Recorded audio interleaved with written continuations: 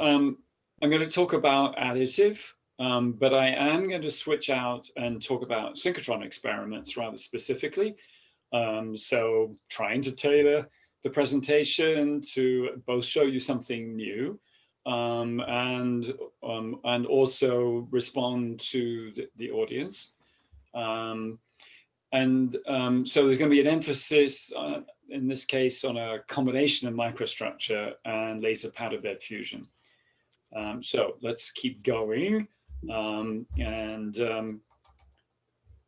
First of all, acknowledge my group. It's not quite as large as it shows up in that picture, but it's fairly large these days. And as you see, quite a range of different agencies that have been kind enough to support my work. Don't panic, I'm not going to go through the whole lot of them. There isn't time. Focus on technical stuff that's interesting to talk about.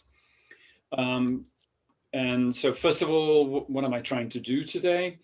I'm going to try to give you an idea of how I think where we've gotten to in terms of metals additive manufacturing, very, very high level. I'm going to talk about defect structures in particular, but I am going to take a sort of side branch into synchrotron-based experiments, and I'm going to tell you about one experiment in particular, so that it's not. So I'm actually aiming for breadth and depth, and I'm going to mostly spend the time talking about laser powder bed fusion, and I'm very much going to dive into synchrotron characterization. And so the picture over here on the right is a single image, 3D image from a computed tomography scan using synchrotron X-rays. And the reason I put it there is it somewhat tells the story of how about 6 years ago, I was perfectly happy as a metallurgist working mainly on microstructures and micromechanics. But my colleague Jack Buth sort of barged in, as you might say, and basically said to a number of us, you should take an interest in this additive manufacturing area. And knowing, first of all, knowing a little bit about fatigue, and also knowing a little bit about welding, and being aware that metals AM is basically micro welding in some sense, I said to myself, well, I think we better go look at the defect structures. And so these CT scans were one of the first things that we did. And lo and behold, these printed metals were basically full of defects. And so that's been a pretty large chunk of what I've dealt with in the last few years. And it's been a fascinating time. Now, some of you are probably wondering what on earth this photograph is. It's a photo of a pipe organ. And so I'm really speaking now to the younger members of the audience because I want to admit to you that my career is, at least in its early stages, was not really a conventional academics, by which I mean I got my undergraduate degree from Cambridge in England. I left there saying very clearly, I intend to never go near a university ever again. I intend to never touch a computer ever again. And I took a couple of years that I spent building pipe organs before I ended up at Los Alamos, where they very kindly sort of reintroduced me to engineering and material science. I eventually got a PhD, somewhat late in life. And then I fetched up at CMU, where I've been very happy to be a professor. But I just want to assure you that don't be too afraid of life and careers. You'll be surprised what you can do and still end up being able to contribute in science as well. And that particular pipe organ is at a university in Oklahoma, actually. So I'll leave it to you as a puzzle as to where such a large instrument could be. And yes, I play the organ, as you gather. All right, so enough of the personal First of all, very high level stuff on additive manufacturing and specifically metals. The top left gives you an idea of what's going on in terms of patents over the last more or less decade. It's been very active, very large numbers of patents filed. I'm happy to show you that the US is very active in this area, despite not actually having developed many of the printers originally. The graph in the lower left gives you some idea of, and it's a money graph, as you might say, how quickly Metals AM has developed, both in terms of products, things being made, and in terms of services in recent years. And so it's worth noting from publications like the Waller's report that metals is still a minority of additive manufacturing activity, but it's quite important in terms of making real parts. So let's plunge in a little further and first explain the picture. So the photograph is of a high temperature heat exchanger printed actually in our own lab at CMU. So the things that you can see are the inlets and the outlets. The real business part of this is actually the heat exchanger part in here, where there are parallel plates, vertical, with pins in between the plates. And this design is specifically intended for use with working fluids such as supercritical CO2 and or molten salt and or even molten metal. But the sort of temperature and pressures are as much as 200 bar in terms of pressure and upwards of 800 centigrade in terms of temperature. So you can see that we're pushing the limit. The other thing of note is that this was printed from a quite new Japanese alloy, MHA 3300. It's actually a cobalt alloy. And so 3D printing of metals is actually really pushing the limit in terms, or pushing the envelope, I should say, in terms of what materials, what alloys we're working with.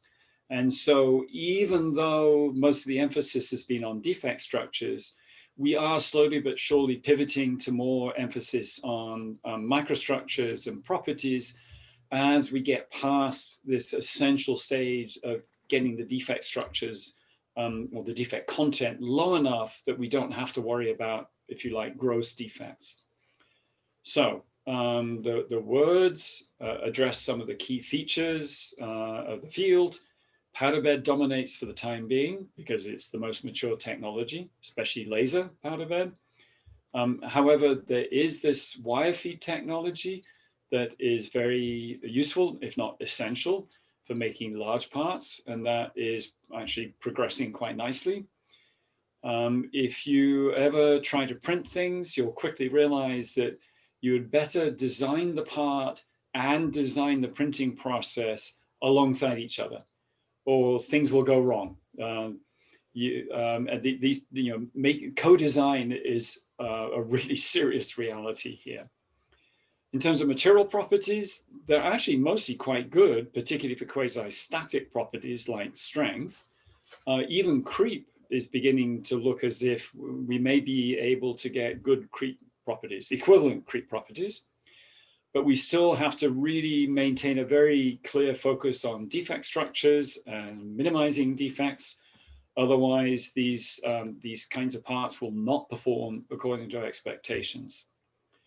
And the final piece of this is that the traditional approach in industry is to use statistical process characterization, but I'm here to tell you that that's hopelessly expensive and that physics-based qualification is really important. I'm not going to bend your ears about qualification per se, but I hope that some of the visualization work that I'm going to show you will convince you that the physics-based approach is a useful one, something based in reality. Okay, so I'm going to spend a couple of minutes tooting our horn very slightly and say that there have been efforts recently to print metals and to put up data sets for those of us interested in simulation to attempt to match that experimental data. This was done by NIST, more famously in the so-called AM bench effort, but more recently the Air Force Lab put up a number of data sets and asked the community to try to simulate these data sets. I got involved with the University of Utah, specifically Carter Koch, undergraduate, Ashley Spear, Professor Ashley Spear, myself, of course, and Ricardo Levinson from Los Alamos. And a bit to my surprise, at least, we actually won the fourth challenge, which consisted of taking results from high energy diffraction microscopy, which Professor Buzek here is also famous for. And what you see is the measured volume. You see a stress strain curve with various points along that stress strain curve at which the strain was measured in individual grains. And our job was to take the initial structure and simulate with a certain amount of information, limited information, what the strain state would be in S1, S2, S3, and so on. And so the graph that you see in the bottom right is a record of how well we did. The vertical axis is an L2 error. So it gives you some idea of the goodness of fit or lack thereof. It doesn't start at 0. So even the best so post-submission calculations still have finite error. And if you compare these points where you can see which ones were in the elastic range, so I'm already assuming some knowledge of stress strain curves, with these points out here well into plastic behavior, you can see that the error pretty rapidly gets worse as you go into the plastic range. Nevertheless, what we got was good enough, as it turned out, to win this particular challenge. The material was 625. Okay, so this is doing something very unfair, particularly if you're a student and wondering, well, what the heck is HCDM? What simulation technique did you use? I would love to tell you the whole story. I can't, there isn't time, but I can show you an example of what HCDM is about. And so I'm going to leave this presentation. I will come back to it. And I'm going to show you at least one example of a recent HCDM experience. I'm going to stop sharing that one. I'm going to switch to a different one. And I'm going to quickly make sure I get the right slide so that I jump in the right place. And I'm going to share that particular one. And whoop, I'm sorry. Share. Okay, and it worked. Oh, no, it didn't work. I do apologize. This is lack of Zoom expertise. And that is the one that I wanted. Okay, sorry about the pause. Resume share. Go into presentation mode. I think you can still see a single slide. Is that right, Ashley? Now we can see next animation as well. Okay. Now we can see just a slide. Thank you. Okay, so this is the work of my former student, Rachel Lim, who just recently graduated and is now working with Penn State.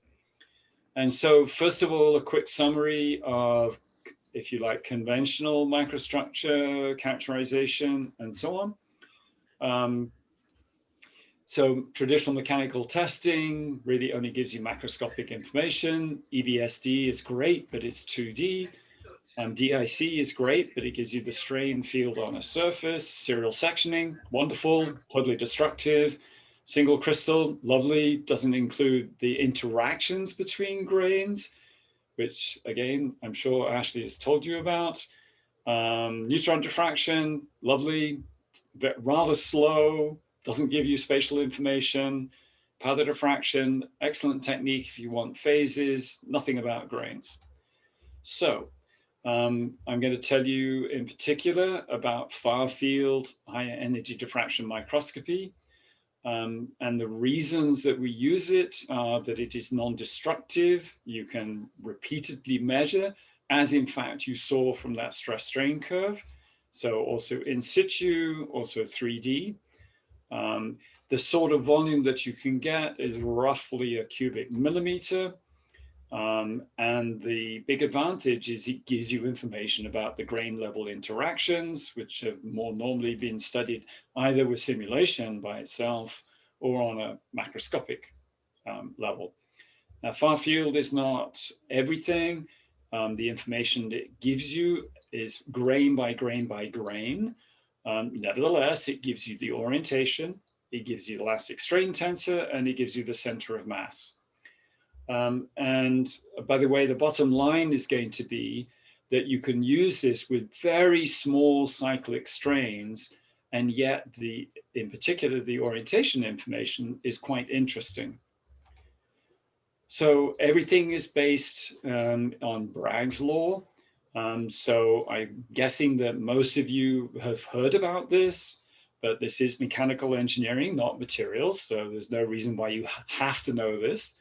But the nice thing is that if you send X-rays in, then you get diffracted X-rays coming out of very specific angles and directions.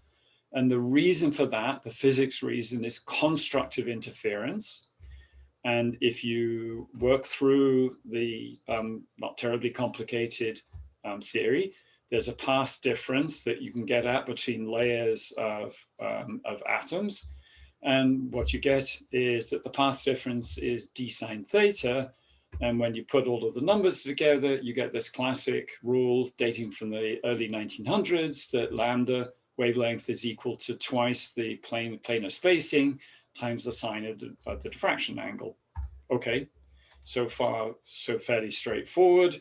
We're actually dealing with hexagonal metal, which I'll detail in just a minute. This nice little movie explains why when you're dealing with crystals and you're trying to get these diffraction peaks to show up, you actually have to rotate the sample so that you excite each reflection in turn as the sample rotates and each crystal comes, or each, I should say, each diffraction vector comes in and out of contrast. So I like this movie. Thank you, Joel. Okay, so the material is titanium with 7% aluminum. It's a surrogate material in some ways for the standard titanium 6 aluminum 4 vanadium. But the nice thing is that it is hexagonal and it's single phase, or almost single phase. Because it's hexagonal, it has significant anisotropy. And so this gives you the idea that the C-axis is different from the A-axis. So these little hexagonal prisms represent the individual crystals. And so in particular, there are several different ways in which these crystals can deform plastically. One way is that the basal planes slide over each other. Another way is that the prism planes slide over each other. Another way is pyramidal, but the Burgers vector is in the A direction. And the crucial one that we have to have is pyramidal, C plus A, where we're sliding on an oblique plane and the Burgers vector is not in the basal plane, it's actually inclined to this. Now, what supports this underneath is the behavior of a defect known as a dislocation. But again, one of the privileges of talking outside MSE is I don't have to explain dislocations. I can just tell you these systems exist. And I'm going to show you that with the far field HEDM, we can actually distinguish which system is active just from the way that the crystals reorient. So let's dive into this some more. Something that is interesting and actually surprisingly significant is that there is a critical stress to get this sliding to occur. And those critical resolved shear stresses are similar but systematically different between these different, different systems. And each system is characterized by the plane on which the slipping occurs, the direction of the slip, and you can then take the cross product of those two. So N is the slip plane normal, and B is the Burgers vector, the slip direction. And this little omega symbol indicates the rotation axis. And something that maybe not so many of you are familiar with is that that rotation axis can be quite characteristic of which system is active. And curiously, working with something somewhat anisotropic like a hexagonal metal, it's much easier to tell what's going on than in a cubic metal. So interesting detail. Okay, so anisotropy just means the properties depend on direction relative to the crystal. And the great thing about far field HCDM is we can actually measure each crystal, all of them, in a given volume. And Ti-64 is very standard engineering material. In fact, your Prism Center, I'm sure, is spending at least some time on this. So I'm going to talk about cyclic loading. And so I'm going to skip over the hypothesis. It's not particularly helpful to us in this context. And so here I'm showing you the, in the left, I'm showing you the stress strain curve for the first cycle in this loading. And it's a rather boring stress strain curve, as I'm sure you'll agree. So whereas the stress strain curve I showed you before went distinctly into the plastic range, this thing comes up and it just comes right back down again. And so at first glance, you might think it was only an elastic deformation. Actually, there is a slight difference between going up and coming back down. And then Rachel did another 200 cycles, sorry, another 199. And those stress strain curves were pretty much on top of each other. And so you look at this and you say, well, there was a tiny amount of plastic strain. Why would you worry about the change in orientation of the grains where that depends on accumulating dislocation glide? Surely you would expect everything to remain the same. So the bottom line surprising result is that, no, actually the grains did change. The color picture is coloring each grain by which direction is parallel to the loading axis, which confusingly is parallel to Y. That's why you'll see epsilon YY show up in a minute or two. Okay, so now I'm showing you a distribution plot of the individual values of the strain tensor in each grain in the specimen frame. So it's the loading direction. And the main thing to notice is that some of the grains had quite a bit of strain, which got cut down immediately. So there is always some spread in the strain values, but there was a rather sudden change in that very first cycle. And so we have to ask, well, how on earth did that come about? That's pretty interesting. So, and then just a regular histogram. So I imagine that most of you are more accustomed to histograms than you are to probability plots. But I'm here to tell you that probability plots are a really useful thing, particularly when you're worrying about upper tails. So that's a little rather sort of pedagogical point, but bear with me. Now, here comes the picture that explains why it is that we get this sudden change in the first cycle and not so much right after that. This is a picture of the strain value in across, actually it's all of the grains on top of each other. And so red is high and blue is negative and low. And before we started deforming, what you notice is it's got a rim to it. There's a skin of grains with a high positive strain. Apparently, when we made this sample by electro-discharge machining, we left behind a residual stress layer. And so that explains this upper tail here. As soon as we had taken it up to about 90% of the yield stress and let it go back down again, those grains relaxed. And so what you see in the micro state, if you like, is an example of, I think you called it autofrottage. I hope I get that right. Basically doing a little bit of loading in order to even things out. So it's actually a mistake. I mean, I'm showing you that we didn't prepare the sample quite as precisely as we thought we had. Nevertheless, it turned out to have an interesting consequence. Okay, so that skin, that high strain skin, corresponds in both on the probability plot and on the histogram to that large upper tail, which gets eliminated in that first cycle. However, that's not the only thing that happened. So there's the microscopic cyclic stress strain curve. This shows you what happens to the von Mises equivalent stress. And basically what's happening is that it's getting a little broader as you accumulate cycles. In other words, this is a case where the repeated cycling is actually spreading things out. You might think that the cycling ought to make things more homogeneous. It's actually the opposite. The tails are actually increasing. Okay, that was fair enough. But now comes the really interesting part for me, and I admit this is quite personal, which is that, excuse me, you can measure the change in orientation of each grain. That's delta G. Notice the scale, it's very small. We're talking about a maximum of 1/4 of a degree. And what you see is that if you base it on the initial state, there's a big change in some of the grains, and then they do increase.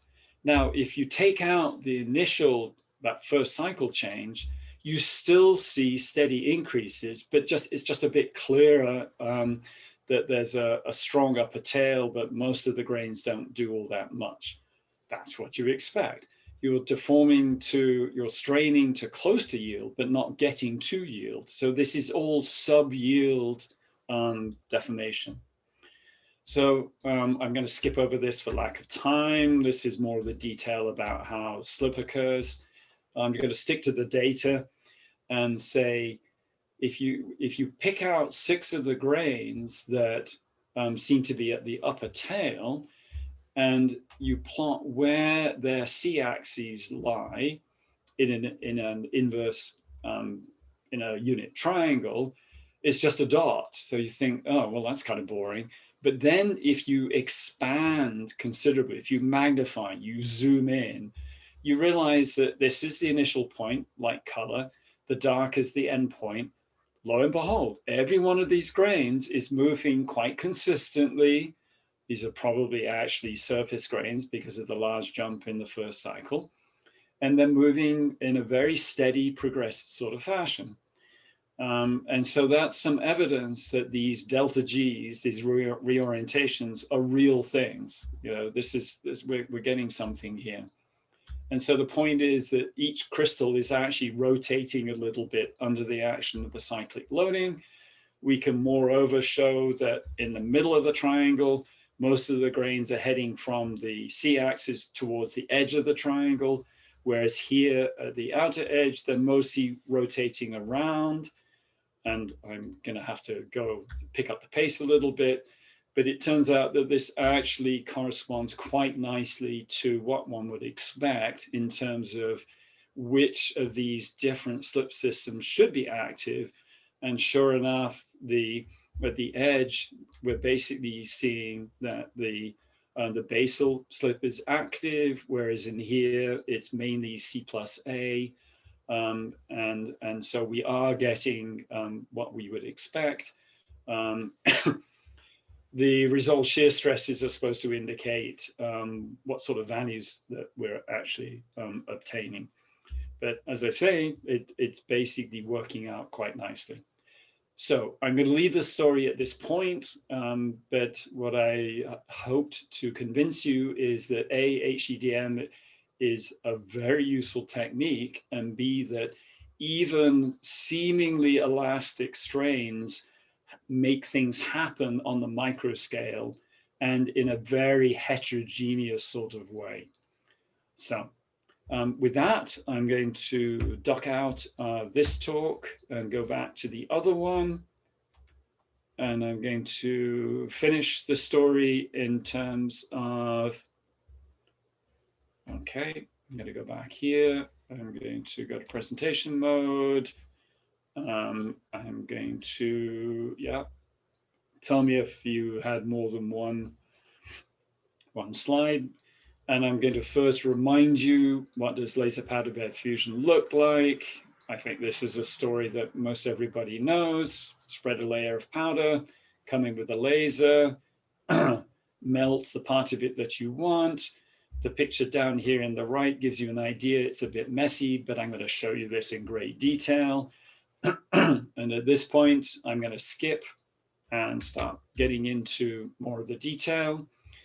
Before I show you the movies, I'm going to spend just a moment on the laser spot. And first, I'm going to concentrate on this picture over here. This is what the laser beam really looks like. In other words, in essentially all of these machines, there's a focusing system. And so the beam is circular, but it varies in its cross-section. And the typical minimum size, maximum power density, is about 50 microns. But most machines operate with the build plate slightly below that minimum spot size, between 100 and 100 microns and maybe 150.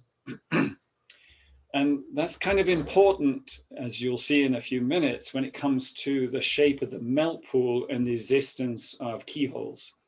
One of the reasons for that is that the intrinsic absorption of laser light is actually pretty bad, particularly for metals like copper and aluminum, with the wavelength, the 1 micron wavelength for fiber lasers that you find in essentially all laser powder bed machines. If you use shorter wavelength light, the absorptivity does actually increase. And that's one of the reasons that you're starting to see some green light lasers, and I think soon we'll see some blue light lasers. But for those of you sort of puzzling over why do these machines use the lasers that they do, this is perhaps some help to you. Okay, so now what I'm going to do is jump again and talk very specifically about keyholes. And first, I'm going to comment that most people, when they first encounter laser melting or electron beam melting, tend to assume that it's like regular welding and that all you have to worry about is the conduction of the heat from the laser into the metal. And I'm afraid that is not actually a good assumption, that it's much more commonly the case that you actually have a keyhole. And just to anticipate what you're going to hear, the reason that you have a keyhole is because of the power density. So this is one of our more infamous movies. I suppose you could say many people have seen this, but what you're looking at is the laser coming in. It's boiling the metal. That hole that you see is actually a vapor hole. And in fact, I'll continue by showing you somewhat cleaner looking movies, which I think ought to repeat. But the key point is that you do have this very high intensity of light that's sufficient to get the surface temperature to the boiling point, that produces a vapor plume, that produces, through third law, a reaction force, and drills a hole in the liquid, which you can't really see very clearly. You can see it if you get close up. Okay, so let's keep going. I think I'm going to run out of time too much. I'm going to skip over some of these details, make a quick point that one of the consequences of the keyhole phenomenon is that you go from low power situation where you do indeed just have a conduction melt pool to these very deep keyholes over here. And one of the things that happens is that the effective absorptivity increases a lot. And so having a keyhole is actually one of the ways that you make this process reasonably efficient. It's actually quite helpful. So, okay, why don't we just sort of turn things up and go to maximum power? Well, the answer is that the keyhole, if you put too much power in, it gets awfully deep and it gets very unstable. So you can show this both by calculation and by this X-ray visualization technique. I forgot to say that the framing rate is typically 50 kilohertz. This is where synchrotron X-rays are so wonderful that you can visualize things in a way that's commensurate with the speed, the traverse speed, and so on. Anyway, this quickly shows you a sort of tableau of different power and speed values. I guess I have to reassure you that the power levels are very typical of laser powered bed fusion. The scan speeds are also very typical of laser powered bed fusion. And the message here is that in these typical ranges, there is always a keyhole. It's just a question of what shape is it. Okay, so key detail, at what point can you expect a keyhole? That turns out to be remarkably simple because it depends on boiling. It turns out that there's a critical power density. It's about 1 megawatt per square centimeter. There are very approximate theoretical models. Don't have time to tell you about that. The new piece of this that I want to be sure that I show you before I stop and let you ask questions is this graph on the top right. So this is a process map of sorts. It's in the same combination of power and speed that you typically see. But the crucial aspect of this map is this boundary, either the blue dashed line or the red dashed line. And the boundary is between where you observe quite consistently porosity forming. In other words, if you look at these pictures down here, you can see these long skinny keyholes. You can see that they tend to collapse and leave behind pores. And the boundary between doing that and not doing that is quite sharp. And moreover, the size of the pores that you generate is approximately proportional to how far into the danger zone you go. So yellow is the danger zone. Don't operate your machine over here. The green is the okay zone, the process window. The only difference between the red line and the blue line is the presence of powder. So if you have powder there, as of course you have to do to print, it does make things worse, but not very much. It's very much a second order effect. And so the good news is that there's a very well-defined boundary.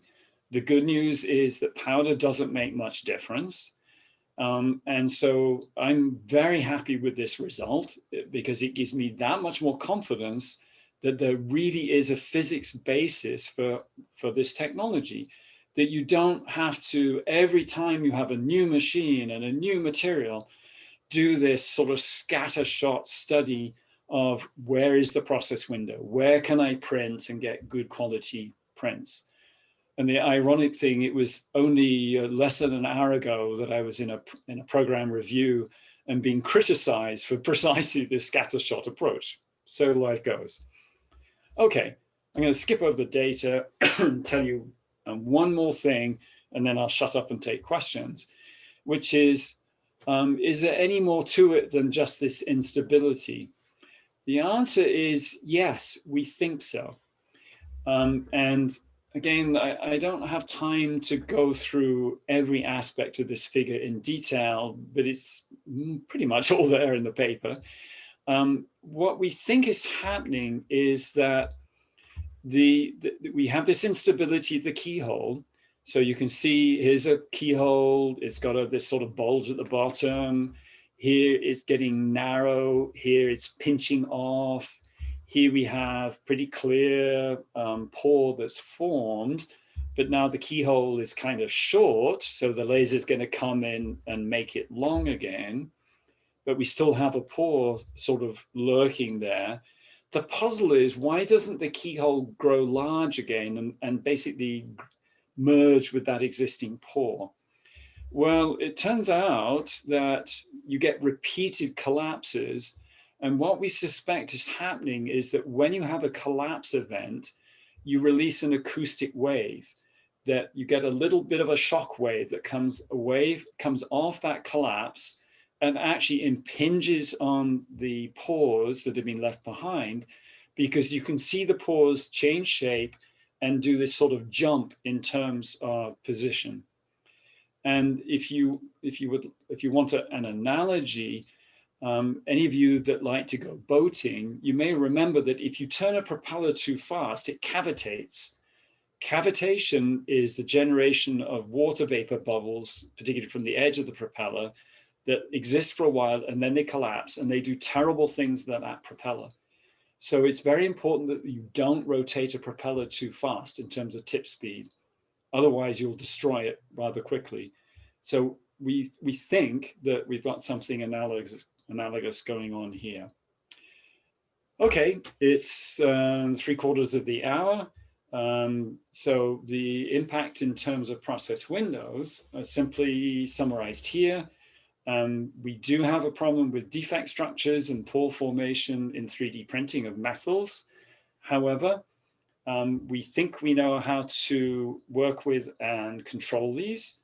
On the keyhole side of the process window, I am now quite confident that there's a very hard boundary. There's another boundary for something we called lack of fusion.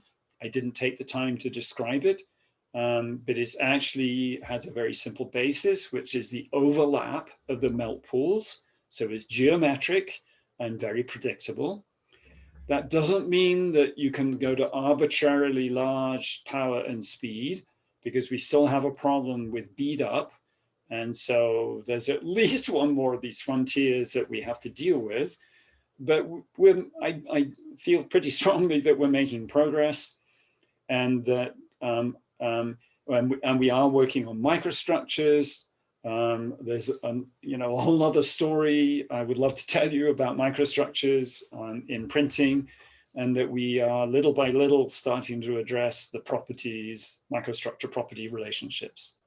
So in closing, thank you very much for listening.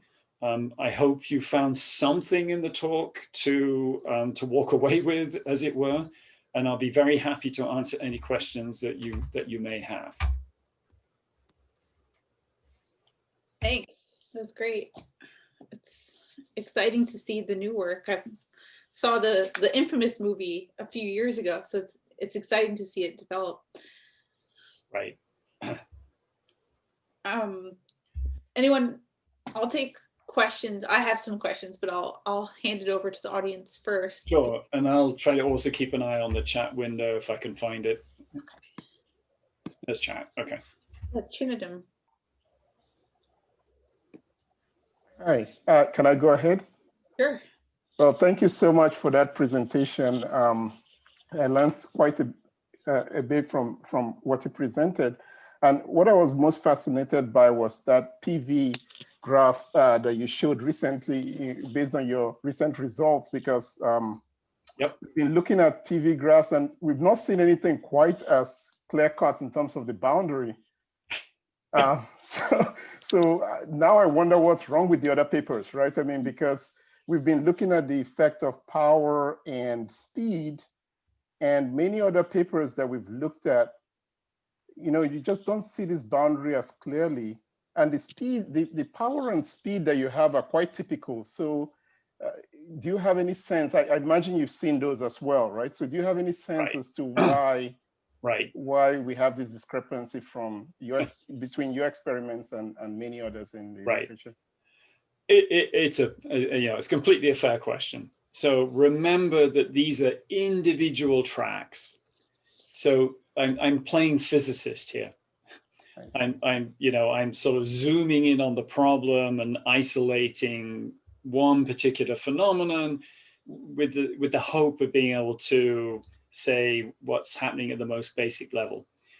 The problem, of course, is that when you print something, you are doing thousands upon thousands of melt pools and accumulating the layers. So the issue there is there are many different ways to sort of reintroduce problems. Let me give you a couple of examples. One is if there's any variation in the local geometry, you can get local overheating. And local overheating can bring keyholing back into the picture.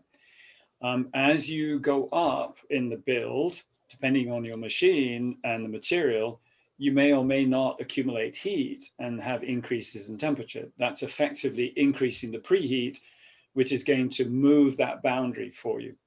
So this graph that I'm showing at the moment, that's for zero preheat. That's just running the laser over room temperature metal.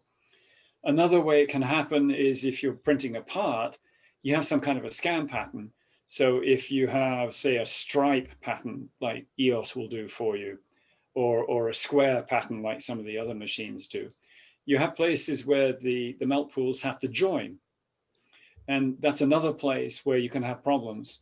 There's actually a nice paper by the Air Force group. So Mike Graber and company, if you ask me afterwards, or Ashley can help make the link, I think I can even send you a copy of the paper.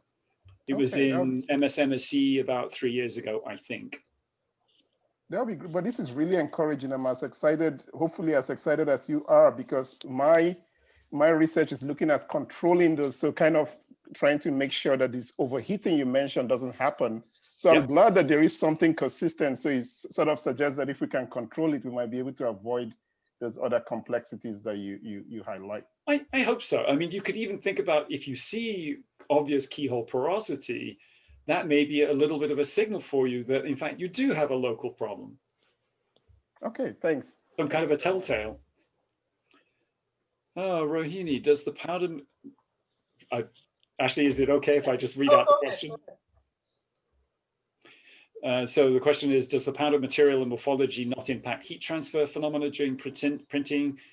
The answer is no, really surprisingly. So in a sense, you're right. If you try to measure the thermal conductivity of a powder bed, it's low and it varies with packing. So why on earth would the powder bed not influence the heat flow? So it'll take too long to go find one of the movies. But when you look in detail at what's going on, the laser comes in, it makes a melt pool. And so there is a small rim of molten metal just ahead of the laser. That little tiny rim of molten metal is what the powder mostly interacts with. So the powder melts into the melt pool just ahead. I mean, despite the enormous temperature gradient, it's melting into the melt pool. And so my personal opinion is that explains why the details of heat flow in the powder bed don't affect things all that much. In fact, we think that the reason for that difference between powder and no powder is because you've seen the movies, the powder flies up and it's a horribly messy process. The powder particles in the plume periodically interrupt the laser line. And so they certainly aggravate the fluctuations. Fluctuations in those keyholes are definitely stronger when you have powder there. Yeah, thanks for the response. I think I get the sense for all of what you said, but I guess more specifically looking at this plot too on the slide that you're sharing, I'm wondering if that blue shaded area will change depending upon the material properties of the powder in itself as compared to if you had, because it will, I'd assume that just if you had a metal versus an alloy, the conductivities could be different. And I'm wondering if that would affect just the shaded area a little bit. I don't think so. Okay. I mean, admittedly, all of that work was done with only Ti 6.4, but curiously, the boiling points of metals don't vary all that much. They're all, between, most of them, at least the ones we care about, between 3000 and 3500 Kelvin.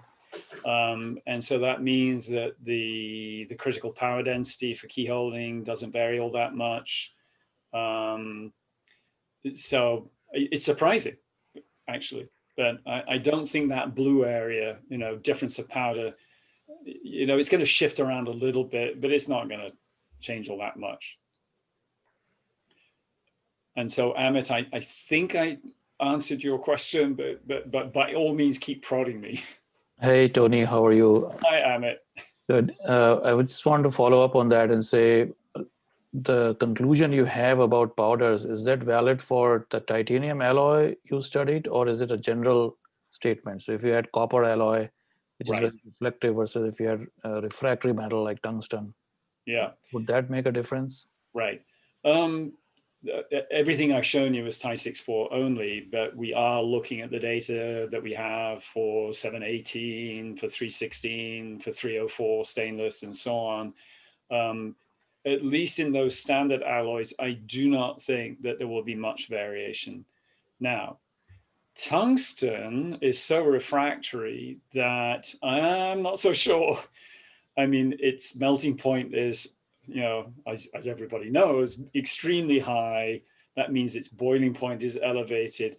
I'm not quite so sure that there may be differences in the plume and other things that would produce more difference. So you're right, that could actually be quite interesting. Oh, good. There was a question about the Ti7, so I'll gladly grab that one for a change of scene. So EDM, Electro-Discharge Machining, is basically striking sparks on a continual basis between the wire or the tool and the part that you're trying to machine. And so what typically happens is you melt quite a thin layer, I want to say 10 to 50 microns. And so that skin is basically where there was a recast layer. Apparently we should have, if we wanted to avoid it, we should have polished it away or machined it away. It is also just possible that it came, no, that's basically what happened there. If you want to reduce it, then I would say you have to EDM the part that you want, and then you have to do a very careful electropolish. And Ashley, you can say more about this as well. I was just talking to Peter Canisi about this, and he has a lot of opinions too about picking a shop that really knows EDMing well and will do it more carefully, more slowly, and that can also help. Make friends with your machinists. It's always been the rule. Doesn't matter whether it's EDM or grindy or anything. Not to bounce around, we missed, Chinedum had a follow-up question on the powder stuff, and then John also has a question. John would like to jump in, right. So what about overheating? I can ask it. So I was still curious about, I know your experiments were based on just single tracks, but I think that was the question Rohini, or what Rohini was getting at is, what if you have powder on there? So when you have overhangs, right? I think there's a lot of experience where you have overheating because the conductivity goes down. So don't you think that would affect the presence of powder in that way will affect the results? I apologize. You're quite correct. The overhang situation where you've got unmelted powder and then you're coming along and melting the metal on top of the powder. Right. Absolutely. That is a case where the conductivity of the powder bed is so much lower than the solid metal that you do indeed get a larger melt pool, a more irregular melt pool. So the roughness, that's the reason, I think, straightforwardly, that the roughness of overhangs is so much worse than, say, vertical surfaces or top surfaces. I see. Okay, thank you. Yeah, that helps. Yeah, and for sure, keyholing is going to be worse where in an overhang. If you're close to this boundary, then you're effectively shifting it because of that local preheat. Okay, thanks. So John asked, you mentioned there's also a boundary between lack of fusion pores and more or less 100% dense. Sure. So it's never 100% dense. However, what we found is that we can comfortably get to 99.9. And I would say in most of what we dealt with, we can get to 99.95. The last hundredths of a percent get tricky, but you can get to pretty close to actual full density. Material in slide 33. I'm not showing the boundary, but I do have a sort of exemplary picture, which is this. And so the lack of fusion boundary is more or less a straight line, because the lack of fusion boundary is very directly related to melt pool size and therefore the hatch spacing. Sorry.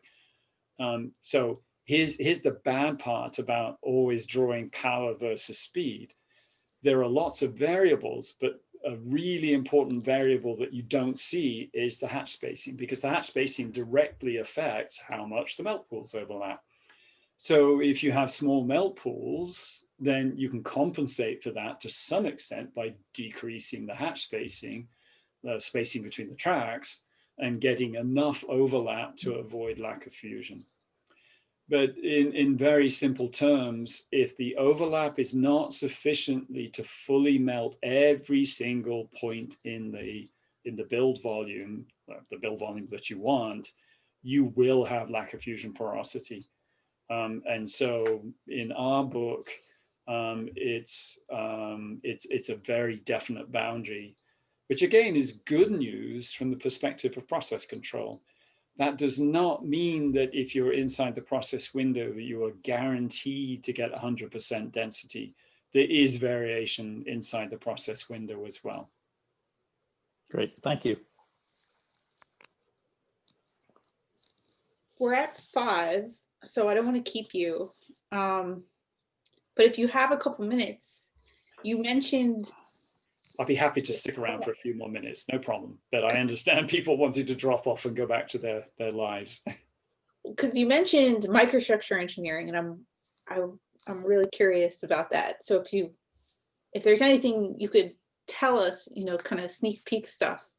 Sure. About what we're doing there. Sure.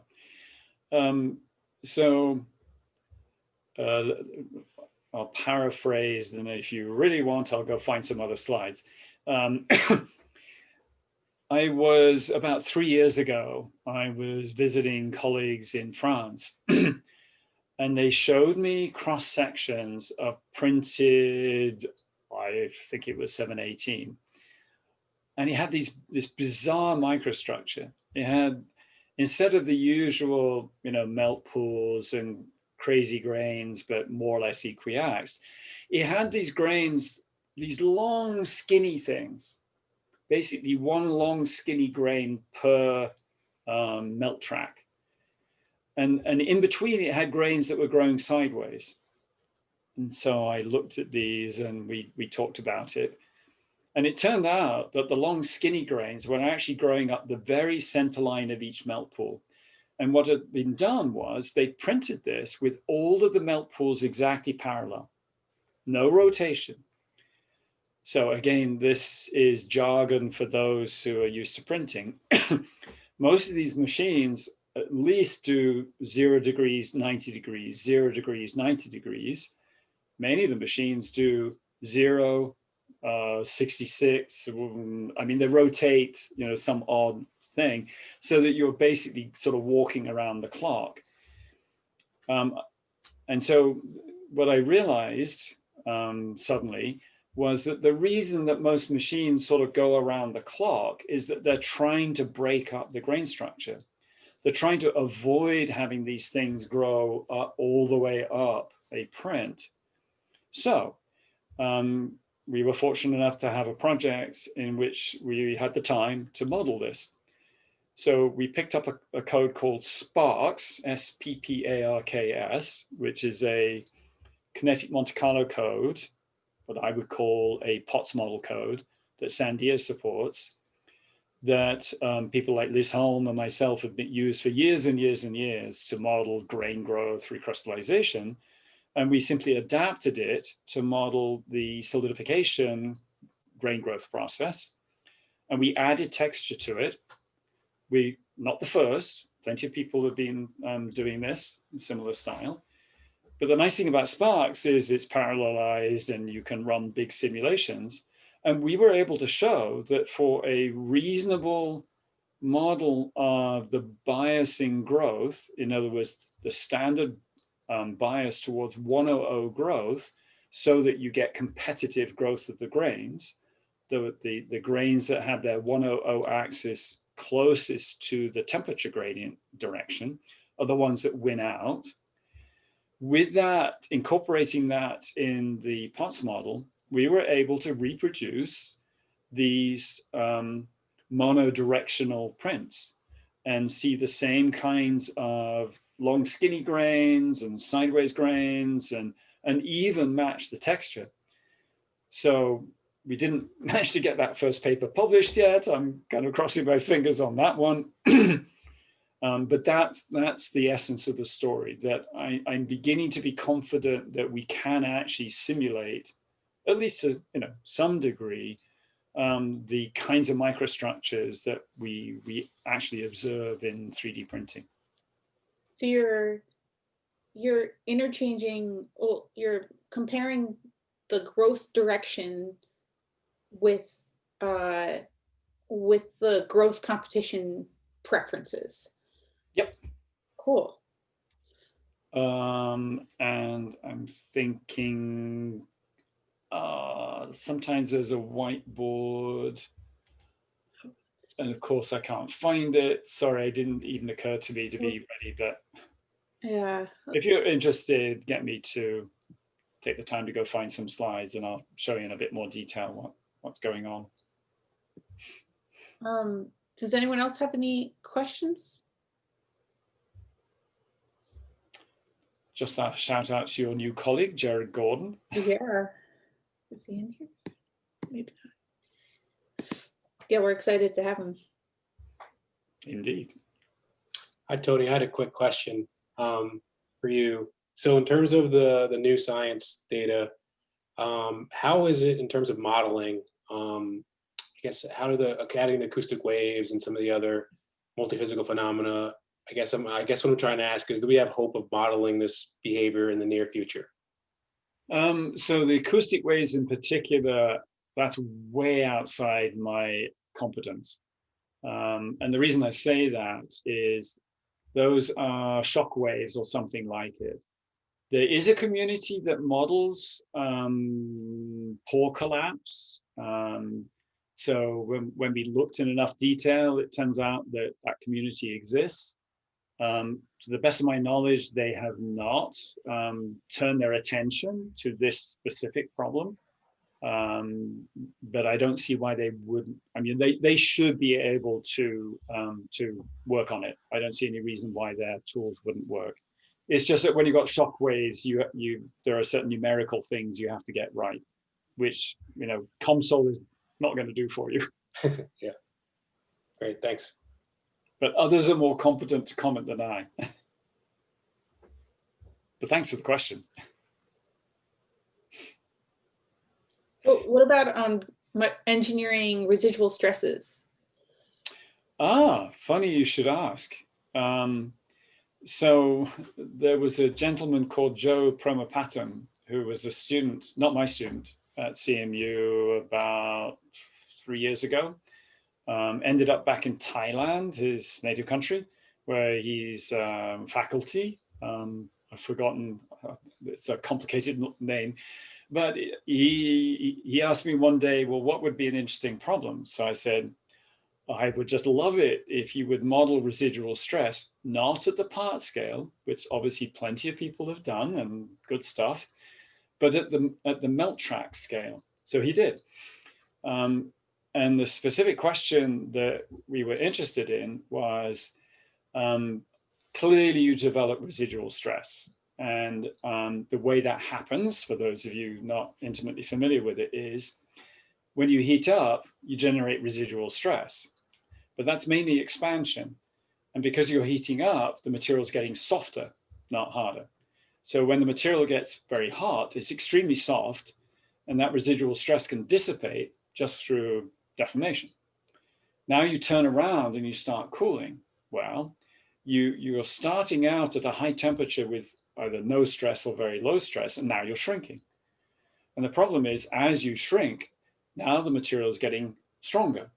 And so you're developing strength at the same time as the fusion zone is trying to shrink.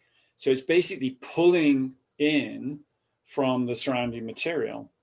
And because it's not spherical, then you do develop a stress system, which is predominantly tensile in the melt pool, and of course mildly compressive, but the base metal is huge and the melt pool is tiny.